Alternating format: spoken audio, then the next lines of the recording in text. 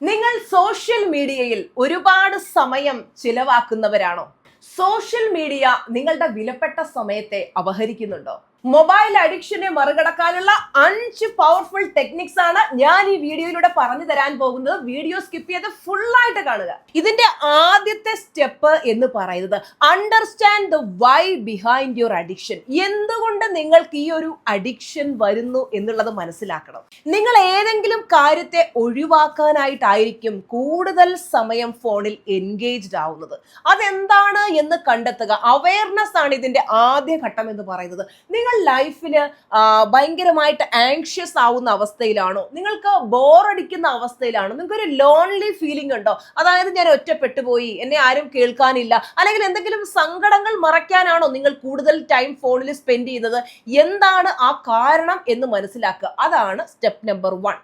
Step number 2 എന്താണ് എന്ന് ചോദിച്ചു കഴിഞ്ഞാൽ റീപ്ലേസ് ദ ഹാബിറ്റ്. പലരും വിചാരിക്കും, ഈ ഒരു പ്ലാറ്റ്ഫോം, അതായത് ഇപ്പോൾ ഒരു എക്സാമ്പിൾ പറഞ്ഞാൽ ഇൻസ്റ്റഗ്രാം, ഇത് ഈ ഒരു ആപ്ലിക്കേഷൻ എന്റെ ഫോണിൽ കിടക്കുന്നത് കൊണ്ടാണ് ഞാൻ അതിൽ കൂടുതൽ ടൈം സ്പെൻഡ് ചെയ്യുന്നത്. അപ്പോൾ ആ ആപ്ലിക്കേഷൻ അങ്ങ് ഡിലീറ്റ് ചെയ്ത് കളഞ്ഞു കഴിഞ്ഞാൽ ഞാൻ ഫ്രീ ആകും എന്നോർത്ത് അത് അങ്ങ് ഡിലീറ്റ് ചെയ്ത് കളയും. അത് ഡിലീറ്റ് ചെയ്ത് കളയുമ്പോൾ ഭയങ്കരമായിട്ട് നമ്മൾ ഡിസ്ട്രാക്റ്റഡ് ആവും. അങ്ങനെ നമ്മൾ ചെയ്യാതെ ഈ ഒരു ഹാബിറ്റിനെ മറ്റൊരു ഹാബിറ്റ് കൊണ്ട് നമ്മൾ റീപ്ലേസ് ചെയ്യുകയാണ് ചെയ്യേണ്ടത്. ഒരു എക്സാമ്പിൾ പറഞ്ഞാൽ, നമുക്ക് വെറുതെ ഇരിക്കുകയാണ്, കുറച്ച് ഫ്രീ ടൈം ഉണ്ട്, ഇങ്ങനെ മൊബൈൽ എടുക്കാനായിട്ട് പോകുമ്പോൾ നമ്മൾ ഓർക്കുക, ഇപ്പം ഞാൻ ആവശ്യമില്ലാതെ ഈ ഫോൺ എടുത്തു കഴിഞ്ഞാൽ ചിലപ്പോൾ നമ്മളൊരു മെസ്സേജ് ചെക്ക് ചെയ്യാന്ന് പറഞ്ഞുകൊണ്ടായിരിക്കും എടുക്കുന്നത്. ചിലപ്പോൾ അത് മിനിറ്റുകളും മണിക്കൂറുകളും കഴിഞ്ഞു പോകും, നമ്മൾ പോലും അറിയില്ല. അപ്പൊ അങ്ങനെ ആവുമ്പോൾ നമ്മൾ ആ ഫോൺ എടുക്കുന്നതിന് മുമ്പ് ചിന്തിക്കും, ഇപ്പം എനിക്ക് കുറച്ച് ഫ്രീ ടൈം ഉണ്ട്, ഈ സമയത്ത് എനിക്ക് എങ്ങനെ പ്രൊഡക്റ്റീവ് ആക്കാൻ പറ്റും? നിങ്ങൾ നല്ല പുസ്തകങ്ങൾ വായിക്കും, നല്ല സെൽഫ് ഹെൽപ്പ് ബുക്സ് അവൈലബിൾ ആണ്, അത് വായിക്കും.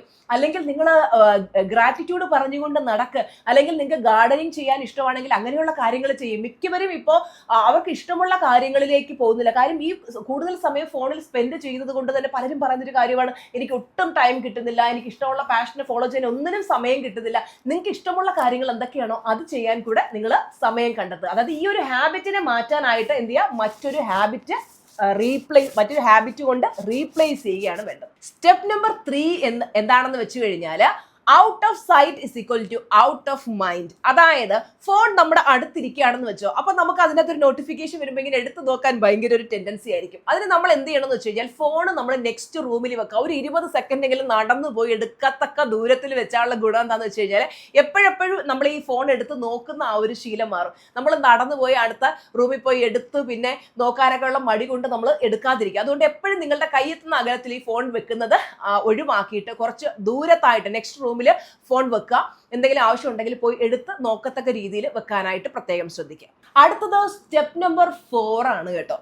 ഇതില് നമുക്ക് നമ്മുടെ ഫോണില് നമുക്ക് ടൈം ലിമിറ്റ് സെറ്റ് ചെയ്യാൻ പറ്റും. യൂട്യൂബ്, ഇൻസ്റ്റഗ്രാം തുടങ്ങിയ ആപ്ലിക്കേഷൻസിനകത്ത് നമുക്ക് ടൈം ലിമിറ്റ് സെറ്റ് ചെയ്യാൻ പറ്റും. അങ്ങനെ ടൈം ലിമിറ്റ് സെറ്റ് ചെയ്ത് വെക്കുമ്പോൾ ശരിക്കും ആ ഒരു സമയം എക്സീഡ് ചെയ്യുമ്പോൾ ഫോൺ തന്നെ അത് ഓട്ടോമാറ്റിക്കലി സ്റ്റോപ്പ് ആവുകയും നമുക്ക് ഇൻഡിക്കേഷൻസ് തരും ഇതിന്റെ ടൈം ലിമിറ്റ് ഓവർ ആയി എന്നുള്ളത്. ടൈം ലിമിറ്റ് വെച്ചില്ലെങ്കിൽ എന്ത് പറ്റും, നമ്മൾ എത്ര സമയം നോക്കുന്നുണ്ട് നമ്മൾ ബോധറേ ആവില്ല. അതുകൊണ്ട് ടൈം ലിമിറ്റ് സെറ്റ് ചെയ്യുക. അതുപോലെ തന്നെ നമ്മുടെ വീട്ടില് മൊബൈൽ ഫ്രീ സോൺസ് ഉണ്ടായിരിക്കണം. രാത്രിയിൽ ഉറങ്ങാനായിട്ട് വരുമ്പോൾ ബെഡിലേക്ക് നമ്മൾ ഫോണുമായിട്ട് വരുന്നില്ല. അതുപോലെ ഉച്ചയ്ക്ക് എല്ലാവരുടെ ലഞ്ച് കഴിക്കാനായിട്ട് നിരന്നിരിക്കുമ്പോൾ ഫോണിൽ നോക്കിക്കൊണ്ട് ലഞ്ച് കഴിക്കുന്നില്ല എന്നുള്ളതൊക്കെ നമ്മൾ ഉറപ്പാക്കേണ്ടതാണ്. സ്റ്റെപ്പ് നമ്പർ 5 എന്താണെന്ന് നിങ്ങൾക്ക് അറിയണ്ടേ? അതായത് നിങ്ങളൊരു 7 ഡേ ഡിജിറ്റൽ ഡീറ്റോക്സ് ചലഞ്ച് ചെയ്യുക. അതെന്താണ് എന്ന് വെച്ചു കഴിഞ്ഞാൽ രാവിലെ എഴുന്നേറ്റാൽ ഉടനെയുള്ള 30 മിനിറ്റ്, അതുപോലെ രാത്രി ഉറങ്ങുന്നതിന് തൊട്ടു മുന്നേയുള്ള 30 മിനിറ്റ്, ഈ സമയം ഞാൻ ഫോൺ ഉപയോഗിക്കില്ല എന്ന് നിങ്ങൾ തീരുമാനിക്കുക.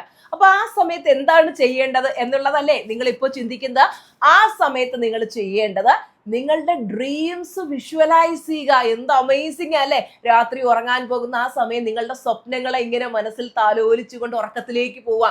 വേണമെങ്കിൽ നമുക്ക് ജേർണലിംഗ് ഒക്കെ ചെയ്യാം, ഗ്രാറ്റിറ്റ്യൂഡ് എഴുതിക്കൊണ്ട് അല്ലെങ്കിൽ ഗ്രാറ്റിറ്റ്യൂഡ് പറഞ്ഞുകൊണ്ട് ഉറക്കത്തിലേക്ക് പോവാം. രാവിലെ എഴുന്നേറ്റിട്ടും ഇതുപോലെ വിഷ്വലൈസേഷൻ ചെയ്യാനും അല്ലെങ്കിൽ മെഡിറ്റേറ്റ് ചെയ്യാനും ഗ്രാറ്റിറ്റ്യൂഡ് പറയാനും ഒക്കെ ആ ഒരു ടൈമിനെ ഏറ്റവും യൂസ്ഫുൾ ആയിട്ട് യൂസ് ചെയ്യാം. അപ്പോൾ ഇന്ന് ഈ പറഞ്ഞ 5 സ്റ്റെപ്സും നിങ്ങൾ കറക്റ്റായിട്ട് ഫോളോ ചെയ്ത് കഴിഞ്ഞാൽ നിങ്ങളുടെ മൊബൈൽ ഫോൺ അഡിക്ഷൻ മാറും എന്നുള്ളതിൽ യാതൊരു സംശയമില്ല. ട്രൈ ചെയ്ത് നോക്കൂ. നിങ്ങൾക്ക് ഈ വീഡിയോ ഇഷ്ടമായെങ്കിൽ വീഡിയോ ലൈക്ക് ചെയ്യാനും ഷെയർ ചെയ്യാനും സബ്സ്ക്രൈബ് ചെയ്യാനും മറക്കല്ലേ. അടുത്ത വീഡിയോയിലൂടെ കാണാം. Thank you so much for watching. Bye bye. Love you all.